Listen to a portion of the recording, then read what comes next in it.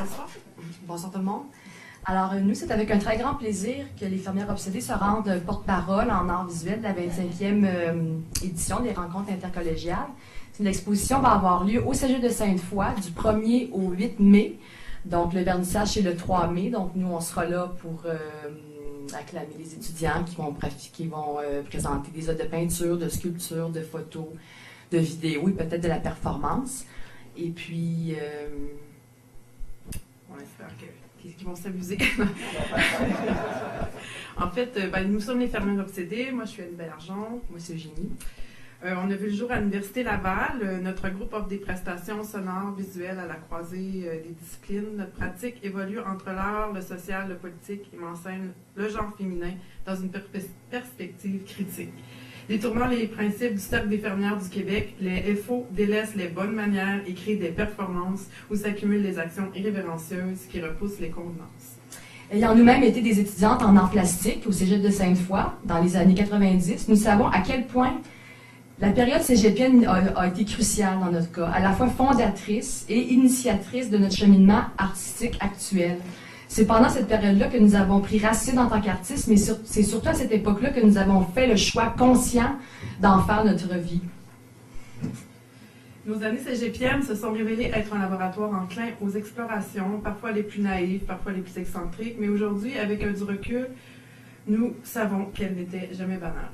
Notre deck en Andes est apparu comme la période de mise au monde de notre pouvoir créateur, tout en nous permettant de mesurer les répercussions que nos gestes pouvaient avoir sur la société dans laquelle nous évoluons. Plus important, notre formation en art a contribué à la mise en lumière d'enjeux politiques, sociaux et esthétiques, des enjeux qui nous touchent toujours à ce jour, des enjeux qui nous poussent sans cesse à renouveler notre sens critique pour en découdre un langage personnel et édifiant de notre condition humaine. Le cégep, ça a été un peu comme bébé éprouvette, ou bien c'était nous autres, on était des artistes embryonnaires. Si nous avons eu la chance aujourd'hui de se faire porte-parole, nous aimerions, je sais pas, c'est des étudiants ici sur le monde, nous aimerions profiter pour s'adresser aux jeunes qui étudient en art maintenant, un message d'espoir, comme quoi, à force de travailler, d'acharnement, de questionnement incessant et beaucoup de plaisir, il est possible de vivre de son art, d'en faire sa vie. Les clés qui mènent à la réalisation de ce dessin se trouvent ainsi parmi la formation que nous avons reçue au Cégep.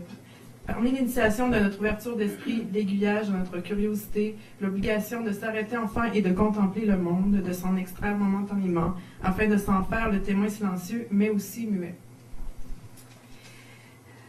Nous nous souvenons de nos cours, c'est très près, les cours de couleur, langage visuel 1, langage visuel 2, et surtout la succession des projets d'art qui en découlaient et qui nous rendaient, en tant qu'étudiantes, aux aguets, dans un quotidien d'artistes enclin à la création comme mode de vie. Puis aussi, on veut juste adresser, je ne sais pas s'il y a du monde du Cégep de Sainte-Foy, que j'ai rencontré tantôt, mais on veut remercier le Cégep de Sainte-Foy qui nous a vu naître, de nous avoir nommé porte-parole. Ça nous rend un grand hommage, puis je veux vous dire, c'est comme si vous saviez à quel point nos années au Cégep sont près de nous, si vous saviez à quel point notre formation collégiale a joué un rôle dans notre prise de position dans le monde de l'art actuel. Nous gardons de nos années d'études à Sainte-Foy un souvenir magique et indélébile. Nos années en art nous ont donné l'idée de continuer, l'idée de créer. Voilà.